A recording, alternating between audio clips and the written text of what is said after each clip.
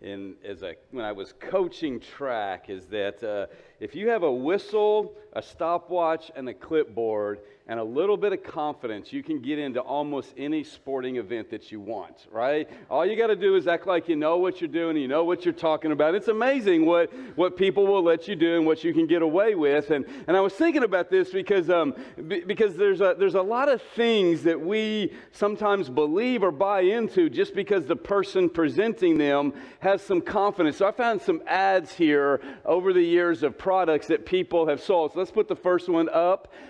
This is if you want to lose weight and you don't want to exercise and you don't want to check your diet, they will give you a tapeworm in a easy to swallow. It's hard to see, but it's an easy to swallow pill, and you're guaranteed to lose weight. Now, what's sad about this, you can tell this is from a long time ago. My wife is a nurse, and people actually still do this today. They'll take a tapeworm, and then, when they're done losing what they want to lose, they'll come to the hospital and have it taken out. But so that's one thing. Let's go to the next one here.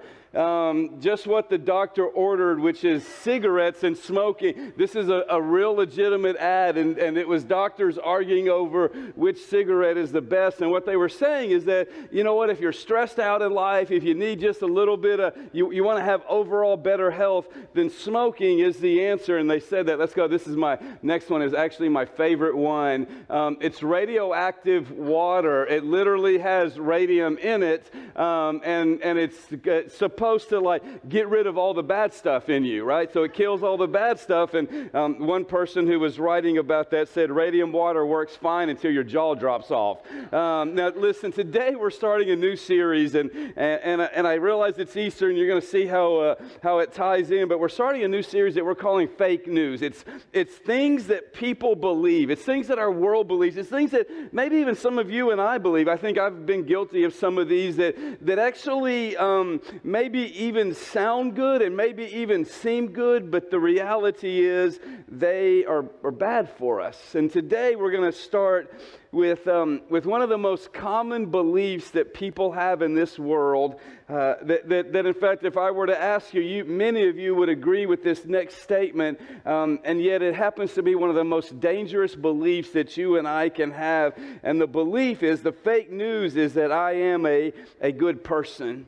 Now, I know that not many of you think that you're perfect, right? I doubt that that's what most of you think. If I ask you if you're perfect, most of you know that you're banged up, you're broken, you've made mistakes, you've done stuff that you wish that you hadn't done. But at the same time, I think most of us think we're at least okay. We're at least good people. We're at least better than most people. In fact, there was a study that I read that 81% of people believe that humankind is inherently good. In their very nature, they're good. 75% of people believe that they themselves are fundamentally good. And my favorite is that 46% of people believe that they are better than everyone that they know. Now, I'm just going to give you some free advice. This is not part of the sermon, but if you're better than everyone you know, you need new friends, right? Because you got some issues, you got some really messed up friends. But can we be honest, right?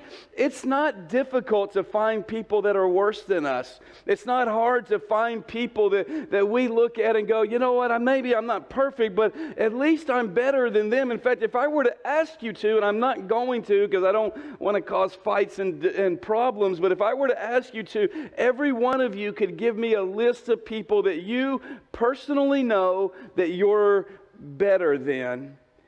Now, here's the challenge, though. Assuming, right, and let's assume for a moment that our view of ourselves is accurate. Let's assume that we're better than most people that we know. Let's assume that we're better than most people in the world. There's a question that I think we need to ask ourselves, and the question is this: is my good enough good enough? Is me being better than everyone else enough? Is it not just enough for life, but is it good enough for me to get to heaven? Is it good enough for me to earn my way to God and to have salvation and have eternity with Him? There was a Sunday school teacher years ago who was trying to teach this lesson to her class. And so she began by asking her class a series of questions. She really basically said to her class, hey guys, if I do these things, will I get to go to heaven because because I do them. So she said, hey, let's say I gave all my money to the church. Would that get me to heaven? And all the kids say, no, it wouldn't get you there. She then asked, well, what if I cleaned all the toilets in the church and mowed the yard of the church and really took care of the building? Would that get me to heaven? And the kids in the class said, no, that's not going to get you to heaven. Then she said, what if I love my husband and family unconditionally, perfectly? I gave them my best always at all times. Would that get me to heaven? And she said, and all the kids said, no. And then she asked, what if I gave every one of you candy every time I saw you? Not in a creeper way, but just gave you candy, right? And the kids go, that would be great, but no, that wouldn't get you to heaven. And so then she pauses and she looks at the kids and go, well, what do I have to do to get to heaven? And the little kid in the back says, well, first you got to die. Some of y'all are going, that's really good, right? Well, listen, Jesus was asked this same question. How do I get to heaven? By someone who, like many of us, thought he was a good person. In Mark chapter 10, let me read to you this story. It's a story that's going to be familiar to many of you. In Mark chapter 10, verse 17, it says, and Jesus, was setting out on a journey. A man ran up and knelt before him and asked him, good teacher, what must I do to inherit eternal life? Why do you call me good? Jesus asked him. No one is good except God alone. So here's this Jesus, he's getting ready to go on a journey, and this man runs up, right, and he kneels down in front of him, and he asked him, what do I have to do to get to heaven? And there's a couple of things that we notice here. One is that this man realizes that Jesus is something special, right? He calls him a good teacher. He's someone that might have the answers to his question. And so he runs up to him and says, good teacher, what must I do to get to heaven? Now, there are two problems with what this man says, and it wasn't intentional on his part, but nevertheless it shows sort of how he viewed God and how he viewed life. One is that he calls Jesus a good teacher, and that sounds good, right? Because he is good and he is a teacher, but he doesn't recognize really how good Jesus is. He just sees him as another one of the answers, another place where maybe he can get answers rather than the Son of God that has all the answers. And then beyond that, you see that he thinks that he can earn his way to heaven. He goes, listen, what can I do to get to God? What can I do to make sure that I've done enough so that I know that my good enough is good enough so that I can get to heaven? And he looks at Jesus and he goes, good teacher, what must I do? Now, Jesus wanted to make sure that this man understood that Jesus was not just another teacher. He wasn't even just the best teacher, because makes a statement. It's sort of almost out of place until you realize what he's saying. He's going, listen, why do you call me good? Right? Why do you think I'm good? He says, really, the truth is no one is good except for God. And that means two things. Since you're not God, you're not as good as you think you are. And on top of that, since I am God, I am someone that you should listen to. I am the one who's good. Then in verse 19, we read this. He says, Jesus is saying, you know the commandments. Do not murder. Do not commit adultery. Do not steal. Do not bear false witness. Do not defraud. Honor your father and mother. He said to him, teacher, I have kept all these from my youth. So Jesus gives him a list of 6 commands. 6 commands that are out of the Old Testament, out of what we call the 10 Commandments, right? He gives him 6. And I don't know about you, but listen, you look at this list, and I would be a little hopeful if Jesus says, this is what I have to do to earn my way to heaven. Because I and many of us in here could probably say what this man said, that I've kept these from my youth. I mean, I've never murdered.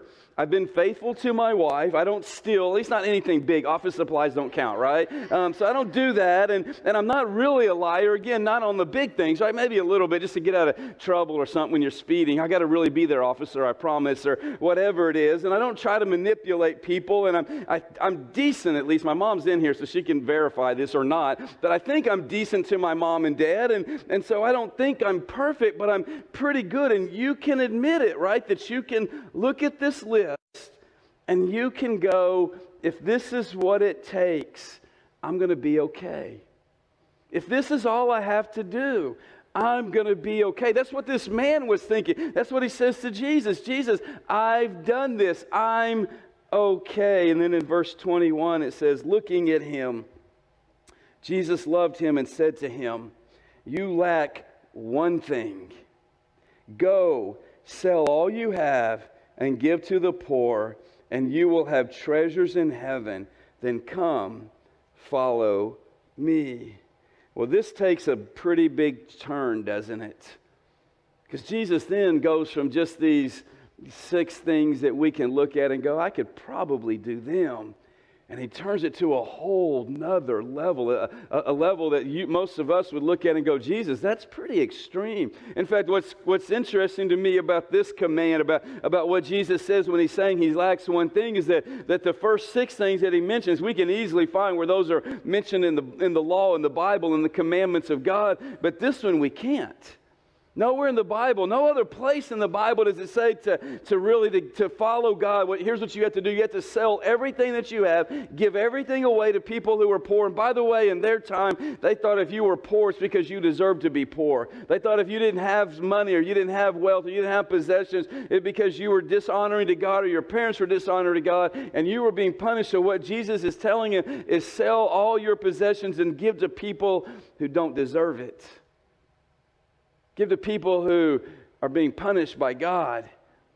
And so they were saying that, and then he goes on to say, and then come follow me. And you're looking at it going, Jesus, you can't pull out like Numbers 42:3 where it says to do this. You can't point this out in any other place. And here's the important thing, right? Jesus isn't angry at him when he's telling him this, is he? He's not looking at him going, man, I'm going to show you. I'm going to make it really hard on you. I'm going to rip your life all apart. No, it says that he loved him, that he has compassion for him, that he was actually saddened because he knew the heart of this man and he knew what was really important to him. And he's trying to get him to understand something. You see, Jesus isn't actually telling the man how to get to heaven. Jesus is telling the man and helping the man see the truth about his heart, because in verse 22 it says this, but he, this man who comes to Jesus, was dismayed by his demand, and he went away grieving because he had many possessions. It's a heartbreaking story, isn't it? Because here's this wealthy, powerful, respected man who stands in the presence of the King of Kings and Lord of Lords, who stands in the presence of God incarnate, God in human flesh, who has a conversation with Jesus like so many of us would love to have, wouldn't we? I mean, how many of us would love to sit down and have give me 5 minutes, Jesus. I just want to talk to you for 5 minutes. And he gets to have that conversation with Jesus, and he walks away, not because he was what we would call a bad person. He didn't walk away and start murdering. He didn't walk away and start cheating on his wife. He didn't walk away and start lying or stealing or doing all the bad things that Jesus talked about here. He didn't walk away and suddenly become someone that we would look at and go, you know what, if anyone deserves to spend eternity apart from God, it's him. No, he walked away and continued in his life. But the reason that he walked away was that he had another God. You see, he thought he was good. He followed all the rules. But Jesus is saying that you forgot the single most important commandment of all the things that God tells us. In fact, we see the same commandment in the Old Testament that we do in the New Testament. And the simple commandment that this man forgot is that you will have no other gods before me. And for this man, his stuff was his God. It's the same struggle that you and I have. It's the same struggle that every person throughout time has. Maybe stuff isn't our God. Maybe it's being in control. I mean, there are some of us in here who the fact of being out of control drives you nuts, and you do everything that you can to control every single part of your life and everything that happens, and you've got plans upon plans and plans to back up the plans that you have because you want to make sure that you're in control. And if everything's fine as long as you're in control, but the minute you're not, you lose everything. I think some of us pursue pleasure, don't we? We just want to feel good. For some of us, our God is acceptance. I just want people to like me. For some of us, our God is respect and the respect that we have of others. For some of us, our God is our own success. And they become our God. And we worship them. I know you don't like have a little idol to success or a little idol to stuff or a little idol to control, but we worship them. And you know how I know what we worship, or you know how we know what we worship, is what we spend our time and our resources and our energy on. It's what we stay up thinking about and worrying about. It's what we want to make sure that no matter what happens, that we don't miss that, or we don't stop doing that, or we always get to do that, right? Because that's our God. That's the thing that is the most important to us. And what God is trying, what Jesus is trying to get this man to understand is that, my friend, I love you. But what's keeping you from God is not the rules. What's keeping you from God is your other gods. What's keeping you from God is that you love something more than me. I think it's interesting that Matthew records another detail to this story. Same story. This story is told in 3 of the 4 Gospels. And in Matthew's version of it, he says that if you want to be perfect, Jesus said to him, go sell your belongings and give to the poor, and you will have treasure in heaven. Then come, follow me. He's saying that if you want to be perfect, if you want to be good enough, you got to give everything up. If you want to make sure that you know that you're a child of God and that you're going to spend eternity in heaven, you have to be willing to give up everything in this life for everything that heaven offers us. And this reveals the problem wasn't his possessions or his commandments, but his unwillingness to choose Jesus over everything else. It's the same problem that we have, because without Jesus, we are not as good as we think we are. You see, the problem, the issue that we face is that we like to compare ourselves to each other rather than to Jesus. And without Jesus, and when we ignore Him, it's sort of like Jesus is here and we turn our back on Him and we look at all the people around us and we go, well, you know what, I'm doing okay. And Jesus is tapping us on the shoulder. He goes, would you just turn around and look at me for a moment? Would you just turn around and stop looking at all the other things that you're focusing on, all the other things that you're living for, all the other things that you think are going to satisfy you, all the other things that you think are going to make us good enough? And would you just stop for a moment and turn around and look at me? I think there's so much within the story of the death and the resurrection of Jesus that points to this, because what happens when Jesus is on the cross? Everything goes dark. What happens when He rises? The curtain tears down. Or what happens when He dies? The curtain tears and suddenly we're open up to God. And everything about the crucifixion and everything about the resurrection is like God saying, would you stop and look at me? Because the answers to your problems, the answers on how to get to heaven is not you being a better person. The answer is you relying on Jesus. In fact, in the book of Romans, Paul tells us some things that are essential for us to understand. Number one is that we all fall short. When you begin to think you are good, remember that God tells us clearly that for all have sinned and fall short of the glory of God. This goes all the way back to the Garden of Eden. If you know the story of the Garden of Eden, right? God creates the heavens and the earth. Everything about it is perfect. And there's no pain, there's no suffering, the perfect temperature, the perfect food, the perfect life. And He places Adam and Eve in that garden. He says, guys, you can do what you want, go where you want to go, eat what you want to eat. There's just one rule. Like, how many of you would like to have a life with just one rule?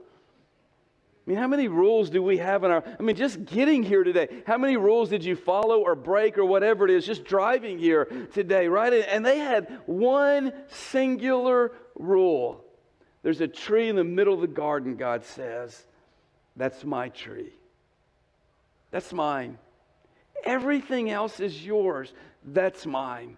And the reason that's mine is I want you to remember that I am God, you're not. I'm at the center of all creation, you're not. Just enjoy life, enjoy everything. Just keep me as your God, at the center of your life, at the center of creation. And then one day Adam and Eve are in the garden. Satan comes slithering along and says to them what? He says, listen, God's holding out on you. God doesn't want you to eat of that fruit, because if you eat of that fruit, what will happen? You will be your own gods. You will not need God any longer. See the issue here? And so they look at it, and the Bible says it looks good, and they like the thought of that. And so they take the fruit and they eat of it. And in that moment, sin entered the world. And it has been passed down from generation to generation to generation to you and I today. You know why you don't have to work at doing wrong? I mean, you ever think about that? Like, does anyone wake up in the morning going, man, God, just today give me the strength to do something wrong? God, if you would just give me the courage to do that wrong thing that I know that I shouldn't do, but I really want to do it, God. So if you would just help me do the thing I know I'm not supposed to do. None of you have ever had to pray that, right? We have to pray the opposite. God, give me the strength to do what's right. God, give me the courage to follow you. God, help me out in this time of difficulty, in this time of challenge. I know I need to follow you, but it's so easy to do wrong. Why? Because we have all fallen short of the glory of God. We've all sinned. Our life is bent toward sin. And Paul goes on in Romans 6 to say that the wages of this sin, the thing that we have earned from this sin, is death. It's separation from God and everything that's good for all of eternity. And here's the hard part. There's nothing you can do about it. That's what he's telling this man here. There's nothing you can do about it. Even if this man had sold all of his possessions and followed Jesus, you know what? And Jesus knew he wouldn't, because he's God and he knows what's going on in his heart. But even if he had, there would have still been something that this man had done wrong. Still something that this man would be bent towards that's evil, that's broken, that's sinful. And Jesus is saying, listen, guys, we've all sinned and we all deserve death. And there's nothing we can do about it. But then Jesus showed up. And Jesus did for us what we cannot do for ourselves. In Romans 5:8, Paul says, but God proves His love for us, in that while we were still sinners, Christ died for us. Not when I got my life together. Not when I suddenly realized how much I needed Him. Not when I called out to Him and say, God, can you help me out of this bind I'm in? No, He says, while I was still a sinner, while I was still broken, while I was still messed up, while I was still serving myself and all my gods that I think are going to make me happy, He says that while we were still sinners, Christ died for us. He lived the life I should have lived. And He paid the price that I should have paid, so that I can have life for all of eternity. And so all we have to do is confess and believe. Romans 10:9 says that if you confess with your mouth Jesus is Lord and believe in your heart that God raised Him from the dead, you will be saved. One believes with the heart, resulting in righteousness, and one confesses with the mouth, resulting in salvation. Paul says there's two things that you need to do. You need to confess, publicly agree, and believe, embrace as true. And this, my friends, is the heart of the Easter story. God knew you wouldn't measure up. He sent Jesus to live the life you should have lived. And He died to pay for your sins. And He rose again, defeating death and giving life. So if you confess, if you give, if you believe, if you say, God, my life is yours, He will make you one of His children. Not because you deserve it, but because He loves you. And so what that means is that we don't have to measure up. We get to give up. Remember the kid at the beginning when he said, you got to die first? You need to die to yourself.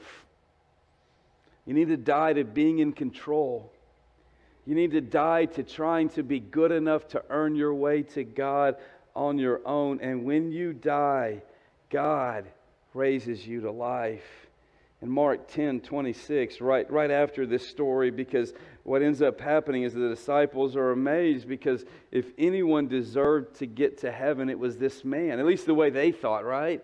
I mean, he followed all the rules. He did all the right stuff. He did everything that the Old Testament told him to do. He probably gave more money than anyone else in his synagogue. He probably was there every week. He probably served. He did all the right things. And in verse 26, it says, they, the disciples, were more astonished, saying to one another, then who can be saved? If this guy can't do it, who can do it? And looking at them, Jesus said, with man it is impossible, but not with God, because all things are possible with God. You see, my salvation isn't based upon me. It's based upon what God did for me. And I get to stand here today, not as a perfect person, not as someone who has my act all together all the time, because Lord knows I do not. No, I don't get to stand here as a perfect person. I get to stand here as a forgiven person. I get to be here today as someone who, because of what Jesus did for me, I get to have life for all of eternity. It's not about me. It's not about you. It's all about Him. And today, as we celebrate the resurrection of Jesus, today, as we celebrate this moment some 2,000 years ago when Jesus literally took death and just defeated it, did the thing that was impossible, the thing that for thousands of years mankind has wished that they could defeat, right? How much do we work to try to prolong our lives, to try to avoid death, to try to put death off? How many people have done crazy things to try to live even a little bit longer? And Jesus says, you know what? I'm just going to take death and I'm just going to wrap it up and just kick it out of here. And He did it for you.